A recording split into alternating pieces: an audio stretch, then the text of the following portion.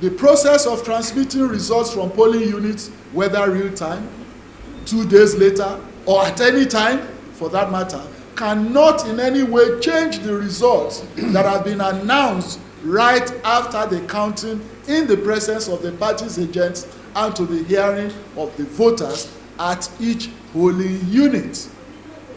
It is therefore nonsensical and disingenuous to insinuate that time variation in uploading results would cause a change in the figures.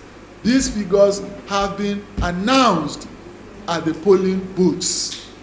So uploading or not has no effect on the validity and credibility of those figures. If Labour Party could not fill up its own quota for polling booth agents with a shortfall of over 40,000 agents, how did it intend to compete with political parties like the APC and the PDP?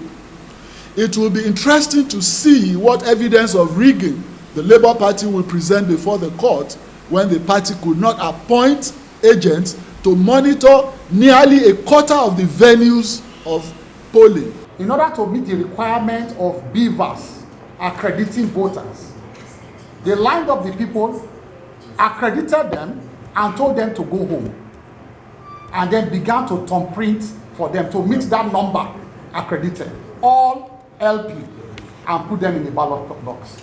That is just to tell you the kind of rigging machine that Peter Obi carried out in the Southeast. And so when you see him face the cameras with a straight face, pretend to break down to cry, and hoodwink, unfortunately, really, younger ones who don't know him and don't know his history. I mean, we shudder at the level of deceit here. We shudder.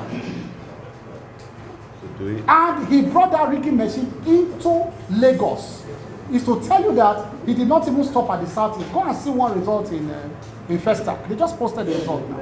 Certain states have gone to the Supreme Court this morning to ask for invalidation of our certificate, our treasured certificate of return, the golden certificate of return.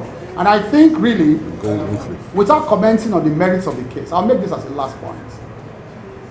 As someone or people who have sworn to protect the image of the bar and the profession, the legal profession, I think we should begin to take some serious look at some conduct of some lawyers.